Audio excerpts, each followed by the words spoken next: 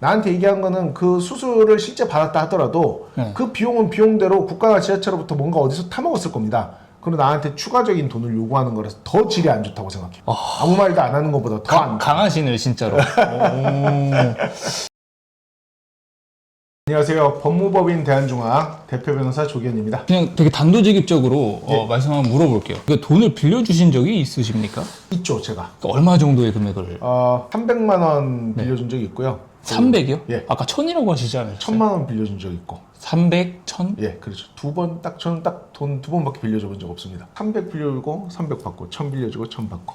예. 그때 무슨 생각으로 빌려주셨어요? 못 받으면 할 수 없죠, 뭐 이렇게. 그러니까 저는 그때 당시에 300만 원 빌려줬던 친구랑 1000만 원 빌려줬던 친구는 좀 다른 친구인데 두 친구 다 300만 원 빌려줬던 친구는 굉장히 어려웠어요, 경제적으로. 그래서 말 그대로 그때 당시에 밥을 굶을 수도 있는 상황이었기 때문에 밥이라도 사람이 먹어야 살 거 아닙니까? 근데 밥을 먹는데 300은 좀 비싸지 않아요? 하루에 밥값이 10,000원씩 든다고 하면은 몇 개월은 먹고 살아야 되니까. 그래서 그 친구가 못 받을 수도 있다고 생각하고 빌려줬고 1000만 원 빌려줬던 친구는 받을 수 있다고 생각했던 것 같아요. 근데 사람이 약간 그런 게 있잖아요. 그러니까 돈을 좀 빌려주게 되면 좀 꺼드럭대고 본인도 또 돈도 빌려줬는데 넌 이것도 해야지 이렇게 생각 안 하셨습니까? 때 되면 갚겠지 하고 못 받으면 할 수 없지. 그렇고. 잘 피해 가시네요. 300만원이나 1000만원으로 꺼드럭거리기는 좀 어려웠습니다. 근데 반면에 그 친구분의 태도는 어땠나요? 좀 굽신대던가요? 아니 그냥 당당했던 것 같아요. 그 돈을 빌린 돈을 다 갚기 전까지 어떤 관계의 변화가 있었던 것 같지는 않습니다. 그게 유지시키기가 되게 어렵지 않아요? 그런데 저도 빌려줬다고 해서 생색내려고 하지 않았고 또 친구도 빌렸다고 해서 뭐 너무 구차해지려고는 하지 않았던 것 같아요. 빌려주고 막 갚는 게 그러니까 은행이나 캐피탈도 많잖아요. 근데 왜 굳이 친구한테 빌려요? 그러니까 은행이나 캐피탈에서 대출이 안 나오는 거죠. 신용 상태가 안 좋아서 아무데도 돈 빌릴 데가 없는 겁니다. 그러니까 친구한테 빌리는 겁니다. 멘트가 정확히 기억이 납니까? 변아 너무 요즘 어렵다.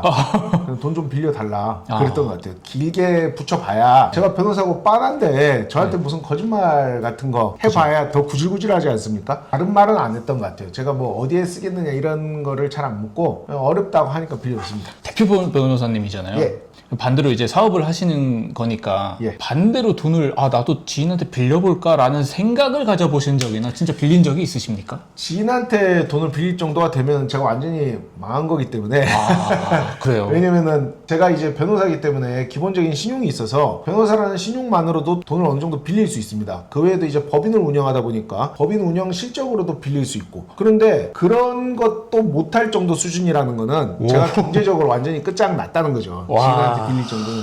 빌린다라고 할 때 사실 20, 30대는 야 뭐 좀 빌리자 뭐 이렇게 좀 구차해지긴 하는데 그런 뭐 멘트들 같은 게 따로 막 레파토리나 이런 게 있나요? 돈이 내가 묶여 있어서 그런데 금방 이게 풀리니까 뭐 내가 돈이 뭐 주식에 묶여 있어서 어디에 묶여 있어서 아니면 받을 돈이 있는데 그러니까 나한테 진짜 돈이 없는 건 아니다. 나도 곧 돈이 생긴다. 그러나 일시적으로 돈이 필요해서 잠깐만 빌려주면 금방 갚겠다. 이게 이제 전형적인 레퍼토리입니다. 진짜 막 부모님 뭐 수술비다 뭐 이런 것도 많잖아요. 거짓말이죠, 거짓말. 부모님 수술비 같은 거는 우리나라 정도 되는 수준에서는 수술비가 없어서 20대, 30대 애들이 부모님 수술비를 빌려야지만 부모님이 살 수 있는 그런 어떤 국가의 구조가 아닙니다. 그래서 수술비 운운하는 거는 뭐 100% 거짓말이라고 보시면 됩니다. 그래요? 돈을 이제 사실 막 안 갚는 사람들은 인스타 같은 데 보면은 오히려 이제 좀 더 막 과시하려고 하고 그런 사람들이 좀 많아 보이는데 왜 그렇게 많은 것 같습니까? 그 사람들 같은 경우에는 일단 내가 돈을 빌렸는데 내가 더 궁색해지면 돈을 또 빌릴 수가 없다고 생각하는 거예요. 그러니까 쉽게 얘기해서 A한테 돈을 내가 300만 원 빌렸어요. 근데 이 사람은 돈을 남한테 또 빌릴 거예요. B한테도. 근데 내가 인스타에 화려하고 잘 나가는 척 해야 또 B도 속여서 돈을 또 빌릴 수 있겠죠. 내가 뭐 사업이 잘 되는데 일시적으로 자금이 어렵다. 이런 얘기를 하려면은 외부로 보여지는 허세가 필요하니까 또 그것도 있고 또 그런 어떤 목적 없이도 단지 허세에 이렇게 정신이 아주 물들어서 뭔가 그럴듯해 보이는 데에만 매달리는 사람들. 남의 돈을 빌렸지만 이 돈을 빌린 거를 남이 나한테 빌려줬다라고 생각하지 않고 내 주머니에 들어오는 순간 그냥 내 거다라고 생각하는 그런 사람들도 있기 때문에 빌려놓고도 그런 화려한 생활을 하고 그러는 것 같습니다. 대표님 사무실에서 예. 채무 관련 상담도 하잖아요. 물론 많이 하죠. 인쇄 올린 거 다 내리라고도 지시하십니까? 그 실제로 돈이 있음에도 불구하고 돈을 빼돌려서 네. 돈을 갚지 않는 것은 강제집행 면탈죄라는 범죄가 성립할 가능성도 있기 때문에 예. 실제로 채무가 굉장히 많은 사람들이 겉으로 계속 보여지는 어떤 화려한 생활을 하면은 그 자체로 본인한테 불리할 수도 있습니다. 그렇기 때문에 실제 빌린 사람이 대외적으로 화려한 생활을 과시하는 것은 빌린 사람 본인한테 사실은 불리합니다. 제가 빌렸어요. 그럼 이 정도 옷 입는 것도 안 됩니까? 아니 그건 괜찮습니다. 아 솔직히 말해요. 아 이거 비싼 겁니까? 제가 잘 몰라가지고. 한 3만 원대입니다. 괜찮습니다. 괜찮습니까? 네, 괜찮습니다. 그럼 신발은 한 어느 정도 신어야 됩니까? 아니 뭐 그런 건 없겠지만 돈을 만약에 뭐 내가 돈이 100만 원도 없어서 빌리는 사람이 100만 원짜리 신발을 신으면 좀 이상하겠죠. 저는 근데 막 블라인드나 네이트판이나 이런 데서 보면은 예. 돈을 막 갚으면서 미안해한다거나 뭐 죄책감을 그러니까 안 느끼는 사람들이 좀 많은 것 같아요. 그러니까 실제로 왜 그런 사람들이 있으며 왜 그런 사람들이 생깁니까? 저 같은 보통 사람은 예를 들어 친구한테 돈을 빌리면은 친구한테 마음으로도 좀 빚졌다 생각해요. 그러니까 물질만 빚진 게 아니라 친구한테 고마워하는 거죠. 어쨌든 누구나 돈은 소중한데 나한테 그 소중한 거를 빌려줬으니까. 네. 그러나 남의 돈이 내 주머니에 들어오는 순간 그냥 그때부터는 내 거다라고 생각해요. 그러니까 마음의 빚은 전혀 없는 거죠. 돈도 넘어오는 순간 내 거예요. 그리고 그런 사람 특징이 네가 돈이 많으면은 나한테 좀 줄 수도 있지 하는 그런 아주 이상한 생각. 그게 말입니까? 그런 개똥 같은 생각을 하는 사람이 매우 많이 있습니다. 근데 사실 저는 돈을 좀 빌리면은 인간관계가부터 그냥 싹 무너질 것 같은데. 그렇죠. 어떻게 생각하세요? 저도 그렇게 생각해요. 네. 돈을 원래 그래서 친구든 가족이든 친척이든 빌려주고 빌리고 하는 순간 나중에 결국에는 그 빌려주고 빌린 것 때문에 관계가 파탄이 난다. 저는 그렇게 생각합니다. 정상적인 금융기관에서 대출이 안 나오는 사람은 사실 돈을 갚을 가능성이 매우 낮습니다. 매우 낮다는 게 확률로 치면 몇 퍼센트인가요? 10% 정도? 10%? 온전히 갚을 확률은. 우리가 저 사람이 나한테 빌려줘 이렇게 얘기를 할 때 그 사람이 뭘 봐야 됩니까? 안 빌려줘야죠. 안 그 사람이랑 빌려줘야 나의 됩니까? 관계. 그러니까 내가 그 사람한테 그거를 줘도 되는지를 생각해야 될 것 같아요. 예를 들어 그 사람이 나한테 돈을 300만 원 빌려달라고 한다. 네. 그럼 내가 300만 원을 줘도 되는지, 내가 그런 여유가 있고 이 친구가 내가 돈을 300을 줘도 안 아까운 친구인지 생각해보고 그럴 여유도 없고 300이 아깝다 하면은 돈을 10만 원, 20만 원 정도 주면서 이거는 내가 너 어렵다니까 주는 거야. 그리고 나한테 돈 빌려달라는 소리 하지 마. 라고 하고 끊어야 돼요. 무조건 그렇게 해야 된다라고 생각하십니까? 저는 그렇게 생각합니다. 왜냐면 그 사람은 갚을 확률은 지극히 낮으니까. 못 갚습니다. 어떤 친구든 완전 뭐 저희끼리 말해도 뭐 불알 친구들 절대 빌려주면 안 된다는 생각이신가요? 예, 빌려주는 건 안 됩니다. 주면 모르지만 빌려주면 안 됩니다. 빌려달라고 말하는 사람은 사실 빌려달라고 말하는 순간 반쯤은 거짓말을 하는 거예요. 왜 그러냐? 그 사람이 갚을 가능성이 낮다는 거는 본인이 잘 알아요. 왜냐면 은행에서도 대출이 안 나와, 다른 금융기관에서도 대출이 안 나와. 그런 상태니까 친구한테 빌려달라고 하는 거 아닙니까? 근데 그 알맹이는 쏙 빼놓고 엉뚱한 소리 하기 시작하면 더 질이 안 좋은 거고 솔직히 빌려달라고 말하는 순간에도 자기가 경제적으로 신용적으로 매우 안 좋은 거기 때문에 자기가 100% 갚는다고 확신한다는 자체도 그 자체도 저는 그런 생각도 하면 안 된다고 생각해요. 나를 좀 만만하게 생각을 하고 그렇게 얘기할 수도 있잖아요. 그렇죠. 떼먹어도 된다고 생각하고 그렇게 얘기할 수도 있죠. 더 화나는데? 그래서 저는 일단 돈을 빌려달라는 소리를 하는 자체를 매우 안 좋게 생각합니다. 나한테 빌려줬다라고 했다라는 것은 다른 친구들한테도 이미 했는데 퇴짜 맞아서 나한테 온 거다라고도 생각을 해요. 그럴 수 있죠. 정말로 친한 사람이라면 모르겠지만 별로 안 친한 사람이 나한테 빌려달라고 하는 거는 은행 안 돼, 기타 금융기관 안 돼, 다른 친구들 그 사람이랑 친한 친구들 다 안 돼 하고 나한테까지 온 거예요. 그럼 그런 사람한테 정말로 빌려줄 가치가 있습니까? 일단 친하지 않으니까 줄만한 사이도 아니고 후순위에 있는 사람인데 나한테까지 온 거는 그 사람의 사회적 신용이 엉망이니까 갚을 가능성도 없고 이러나 저러나 어떻게 생각해도 돈을 주면은 안 되는 겁니다. 딱 근데 그런 사람들 레파토리가 있잖아요. 근데 또 그렇게 안 받는데 왜 그러냐 도대체 진짜. 그런 말 하는 사람이랑 그냥 관계를 끊어야죠. 그러면 완전히 나를 호구로 본 거 아닙니까? 친하지도 않은 사람을 그렇게 안 받는데 하면서 마치 돈을 안 빌려주는 내가 나쁜 사람인 양 말을 한다는 것은 정신 상태가 완전히 그 자기중심적 사고에 빠져 있는 거예요. 그런 사람 안 갚아도 된다고 생각합니다. 요즘요 예. 연인 관계라서 자기야 나 돈 좀 필요한데 뭐 이런 식으로 하는 사람들도 왕왕 있다 들었어요. 어쨌든 그 사람이 정상적인 금융기관에서 안 빌려주니까 애정을 어떤 기반으로 해서 돈을 달라는 건데, 애인이고 내가 이 사람한테 돈을 줘도 된다 생각하면 좋겠지만 아직 연인관계에서 돈을 빌린다 어쩐다 말할 정도면은 계산하고 사는 사이잖아요. 네. 역시 연인관계도 파탄이 납니다. 그것 때문에 무조건 파탄 납니다. 그냥 줄 수 있는 정도로 한쪽이 돈이 많으면은 네. 주는 게 훨씬 낫습니다. 그래도라는 게 있잖아요. 예. 약간 뭐 이 정도는 그래도 사정 봐줄만 하다, 그래도 빌려줄만 하다라는 정도의 사람은 어떤 부류입니까? 내 눈앞에서 보는 막 수술 막 이런 자국이라든지 이런 거 보여줬을 때 그럴만 하다라고 생각은 하는데, 예를 들어서 수술 자국을 보여줬을 때도 정상적인 의료 서비스나 행정 서비스를 통해서 그 사람이 어떤 지원을 받을 수 있는 길들이 다 있단 말이에요. 우리나라는 그 사람이 정말 가난해도 뭐 수술비가 없어서 죽도록 내버려 두는 국가나 지자체 시스템이 아니기 때문에 나한테 얘기한 거는 그 수술을 실제 받았다 하더라도 그 비용은 비용대로 국가나 지자체로부터 뭔가 어디서 타먹었을 겁니다. 그리고 나한테 추가적인 돈을 요구하는 거라서 더 질이 안 좋다고 생각해요. 아무 말도 안 하는 것보다 더 안 강하시네요 진짜로.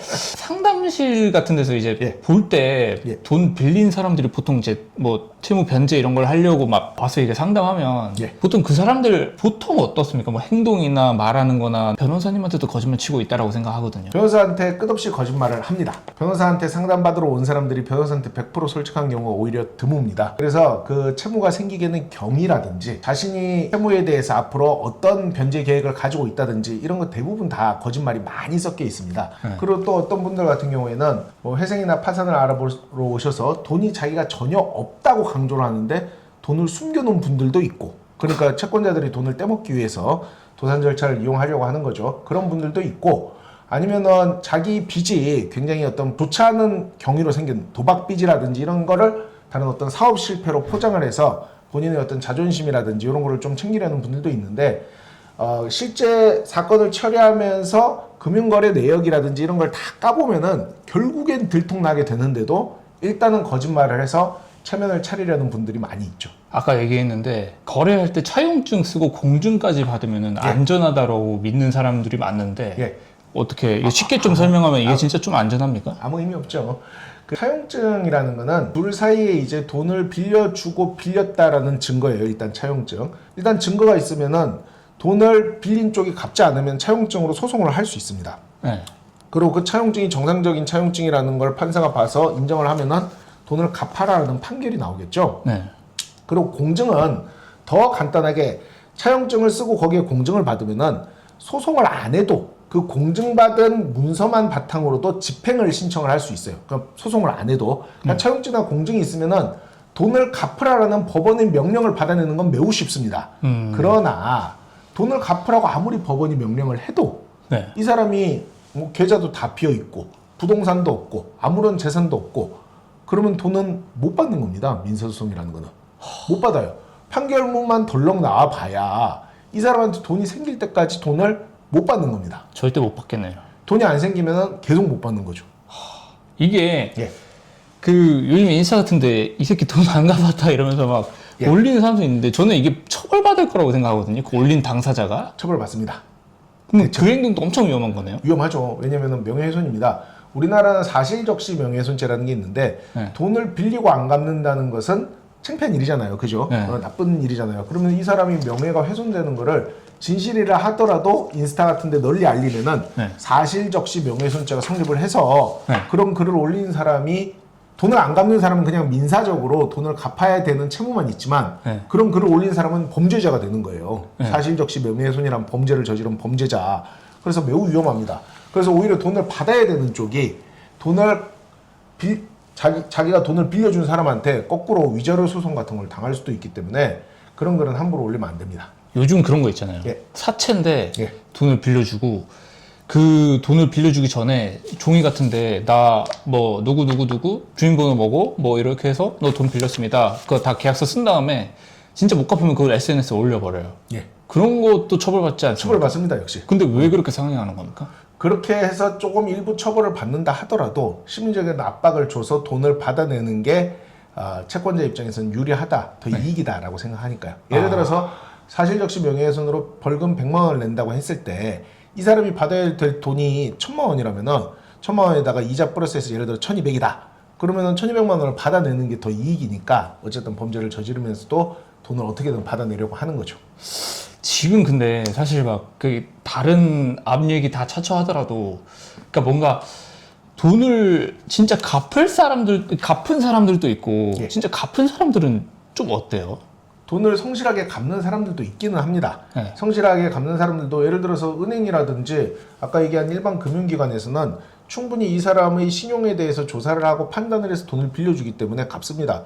저도 옛날에 은행 빚이 많을 때는 2억 정도가 됐었어요. 은행에서만 받은 게요? 그렇죠. 그때 국민은행에서만 2억 정도를 받았는데 제가 사법시험에 합격하자마자 네. 이미 저희 집이 다 망했기 때문에 망했다는 게 뭐 어느 정도로? 부모님이 이제 돈을 지금 그때 당시 현재 못 버는 상태였고 집을 팔아가면서 제가 공부를 했어요. 저희 집을 부모님이 집을 팔아가면서 생활했죠. 왜냐면 부모님이 돈을 못 벌고 계시니까.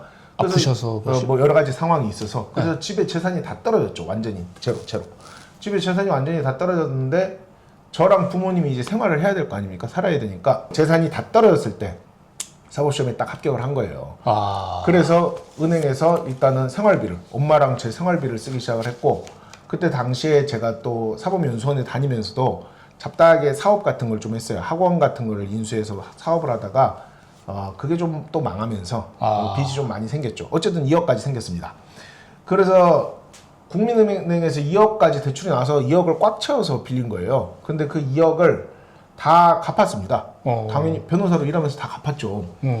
그거는 국민은행에서는 저한테 아무런 담보가 없음에도 2억을 빌려준 거는 제가 충분히 갚을 만하다라고 생각했으니까. 네. 은행이나 금융기관에서 돈을 빌려줄 때는 받을 만하다 생각하니까 빌려주는 건데 제가 아까부터 위험하다고 하는 것은 개인 사이의 어떤 지인, 친하다 이런 거 애인 사이에 연인 사이에 돈을 빌려주는 거는 제대로 된 신용에 대한 판단도 없이 특히 아까 계속 강조하지만 통상의 금융기관에서는 빌려줄 수 없기 때문에 나한테 온 건데 이 사람한테 빌려주면 받기 어렵겠죠. 네. 그래서 잘 갚는 거는 오히려 정상적인 금융기관 대출 같은 경우에는 그래도 당연히 변제가 잘 이루어집니다.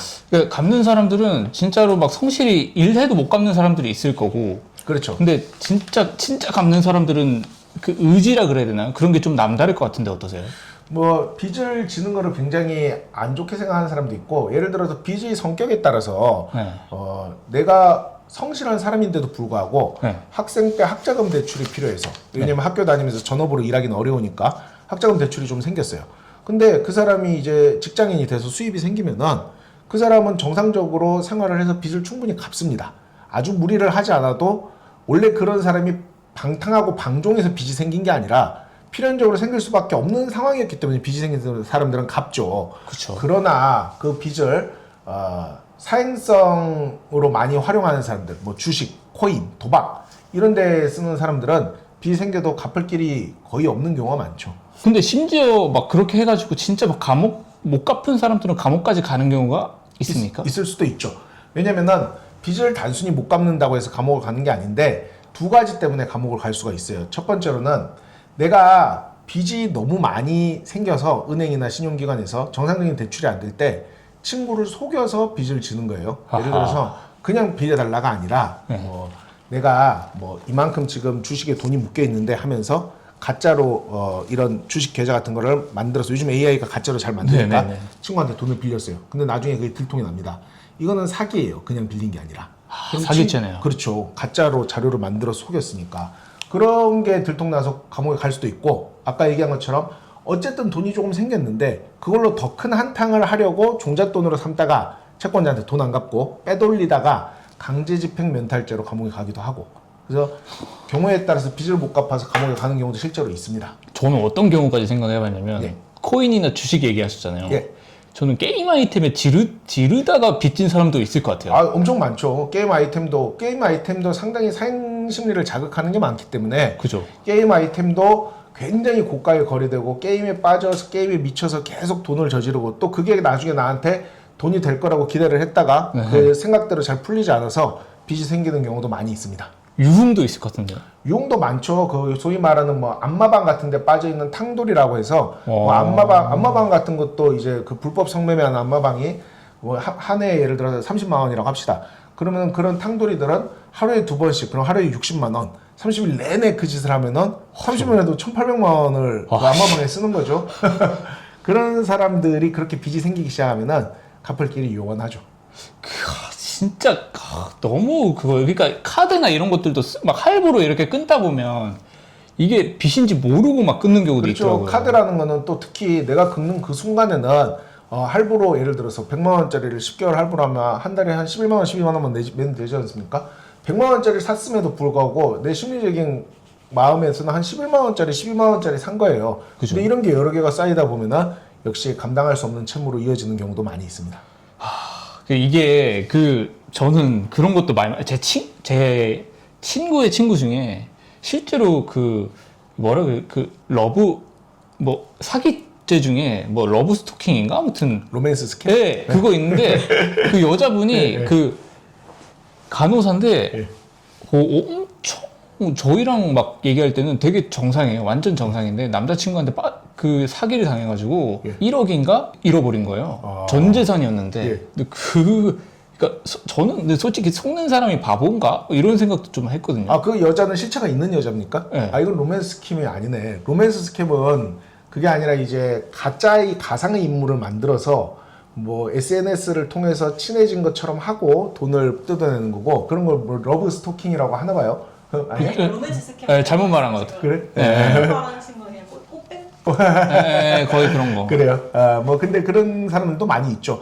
여자가 남자친구한테 특히 뭐 내가 이런 거 저런 것 때문에 힘들다 하면서 돈을 계속 울고내는 경우는 많고 고전적으로도 벌써 뭐 이런 게 한 50년 된 얘기지만 뭐 남자도 여자한테 사업 자금이 필요하다 어쩌다 이런 식으로 해서 돈을 뜯어내는 그런 남자들 옛날에 제비라고 하지 않았습니까? 제비. 캐바레에서 여자랑 춤춰서 눈 맞아서 돈 뜯어내고 연식 차이가 나니까 좀 단어가 차이가 나네요. 네. 이런 고전적인 어떤 상대를 기망해서 돈을 뜯어내는 연애를 하나의 어떤 수법으로 사용해서 그런 일은 끝없이 일어나고 있습니다. 변호사님은 빌리는 사람이 불쌍하다 생각하십니까? 빌려주는 사람이 불쌍하다 생각하십니까? 빌리는 사람 같은 경우에는 그래도 저는 좀 덜 불쌍해요. 어쨌든 왜요? 자기 돈도 아닌데 자기가 빌리는 거는 약간 저는 사실 그렇거든요. 빌려주는 쪽은 못 받을 거를 각오하고 빌려줘야 돼요. 그 은행도 그런 거는 당연히 어느 정도 계산이 들어가 있긴 합니다. 근데 빌리는 쪽은 돈을 못 갚아서 못 갚는 상황이 된다 하더라도 남의 돈을 빌려서 못 갚게 되면 사실 이득 본 거잖아요. 이득 본 거 아닙니까? 그죠? 이득 본 거죠. 근데 빌려준 쪽은 손해 봤으니까. 저는 그래서 함부로 빌려주면 안 된다고 생각합니다. 정말로. 정말로. 예. 그냥 주면 몰라. 그래도 빌리는 쪽이 이득 아닙니까? 왜냐면 떼먹으면 남는 거니까.